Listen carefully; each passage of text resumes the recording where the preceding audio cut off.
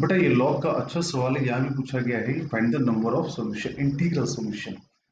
तो ये log function यहाँ पे डिफाइन है। तो लॉग फंक्शन यहाँ पे डिफाइन है। सबसे पहले कंडीशन यहाँ पे क्या होनी चाहिए, x प्लस 7/2। ये कैसा होना चाहिए, पॉजिटिव होना चाहिए, मतलब x की वैल्यू हमेशा -7/2 से बड़ी आनी चाहिए। सेकेंड कंडीशन क्या है, x प्लस 7/2x+3 का होल स्क्वायर हमेशा पॉजिटिव होना चाहिए। तो ये तो होल स्क्वायर है, होल स्क्वायर तो हमेशा पॉजिटिव होता है। बस कहाँ पे दिक्कत है, एक तो डिनोमिनेटर जीरो नहीं होना चाहिए। 2x+3 कांट बी जीरो, मतलब x कांट बी -3/2, पहला कंडीशन। और दूसरी कंडीशन की ये जीरो भी नहीं होना चाहिए। तो ये जीरो कब बनेगा, ये जीरो बनेगा जब x प्लस 7 जीरो होगा। तो x की वैल्यू क्या नहीं होनी चाहिए, -7 नहीं होनी चाहिए, मतलब x -3/2 नहीं होना चाहिए, x -7 नहीं होना चाहिए, और x -7/2 से ग्रेटर होना चाहिए। जो हमारा फाइनल आंसर आ जाएगा तो इन सबका इंटरसेक्शन हम लोग ले लेंगे, ठीक है।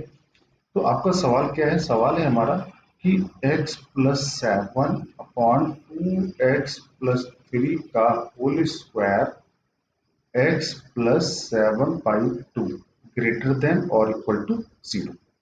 अब यहाँ पे हम लोग इसकी पावर जीरो कर तो दें, लेकिन पहले ये कंफर्म हो कि हमारा बेस कैसा लिखा हुआ है। तो बेस हमें पता नहीं कैसा लिखा है, तो हमको दो केस बनाने पड़ेंगे। एक तो बेस जब हम क्या मान लें, 0 से 1 के बीच में है, और सेकंड केस जब हम बेस क्या मान लें, x प्लस 7/2 क्या है, ग्रेटर देन 1 है, मतलब बेस की वैल्यू 1 से बड़ी है। तो पहले इसको सॉल्व कर लेते हैं। तो ये आया -7/2, और -7/2 यहाँ ट्रांसफर होगा तो 1 -7/2। तो ये आ गया -5/2, मतलब x की वैल्यू कहाँ से कहाँ तक होनी चाहिए, -7/2 से -5/2 के बीच में x की वैल्यू होनी चाहिए। जब हमने माना है कि बेस हमारा 0 और 1 के बीच में है, तो बेस की पावर सामने वाला नंबर, तो x प्लस 7/2x+3 का होल स्क्वायर, और बेस की पावर सामने वाला नंबर, तो इक्वलिटी क्या करेगी, x प्लस 7/2 की पावर 0, मतलब यहाँ पे आ जाएगा 1। अब थोड़ा इसको सिंप्लीफाई कर लेते हैं। तो ये आएगा x² प्लस 49 प्लस 14x, ये आएगा 4x² प्लस 9, और ये आया 12x। तो 3x² minus 2x minus 40 greater than equal to 0 आ गया।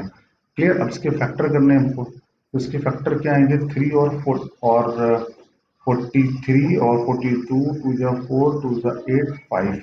तो ये 10 और 12, 3 3 12 और 10, फैक्टर क्या आ रहे हैं, 12 और 10 आ रहे हैं। तो -12x प्लस 10x माइनस 40, इसमें से 3x कॉमन लिया, x -4, 5 कॉमन लिया, तो 10 कॉमन आ रहा है, 10 कॉमन लिया तो क्या है, x -4।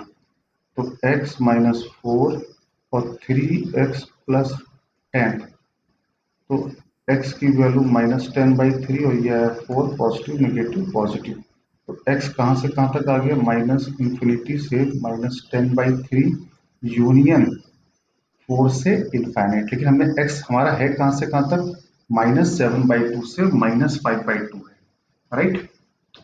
तो अगर हमारा x यहाँ से यहाँ तक है, तो इसमें कॉमन पार्ट क्या आ रहा है, कॉमन पार्ट अगर कॉमन पार्ट देखें, x हमारा है -7/2 से -5/2, तो -7/2 से -5/2, तो -7/2 -3.5 होता है, -5/2 मतलब -2.5 होता है। तो यहाँ से लेकर यहाँ तक आ गया। और ये कहाँ से कहाँ तक है, -∞ से -10/3, तो -10/3 अप्रोक्सीमेटली यहाँ तक आ जाएगा, -10/3। और 4 से इनफाइनाइट, तो ये तो आगे वाला पार्ट आ गया। तो कॉमन पार्ट इसमें क्या आ रहा है, ये आ रहा है कहाँ से कहाँ तक, x बिलोंग्स टू -7/2 से -10/3 तक, राइट, क्लियर। अब दूसरा केस अपन सॉल्व करते हैं। दूसरा केस हमारा क्या है, जब हमने बेस क्या लिया है, 1 से बड़ा लिया है। जब हमारा बेस 1 से बड़ा है तो 7/2 यहाँ ट्रांसफर होगा, तो x की वैल्यू क्या आएगी, -5/2 से बड़ी। तो x प्लस 7/2x+3 का होल स्क्वायर, और इसकी पावर 0, 1 आ जाएगा, इक्वलिटी विल रिमेन सेम। तो x² प्लस 49 प्लस 14x, और ये आएगा 4x² प्लस 9, 3 दूनी 6 दूनी 12, 12x। ये आ गया 3x² minus 2x minus 40 less than 0 आ गया। तो फैक्टर तो सेम ही आएंगे जो हमने पिछले वाले सवाल में निकाले थे, फैक्टर तो बिल्कुल सेम। तो अब ये आपका आ जाएगा x माइनस 4 और 3x plus 10 less than equal to 0। तो x आ गया कहां से कहां तक, -10/3 से 4 के बीच में आ गया। आई होप करेक्ट है सारे बच्चों को। अब आपको सवाल में आपको क्या गिवन है, x क्या होना चाहिए, -5/2 से बड़ा होना चाहिए।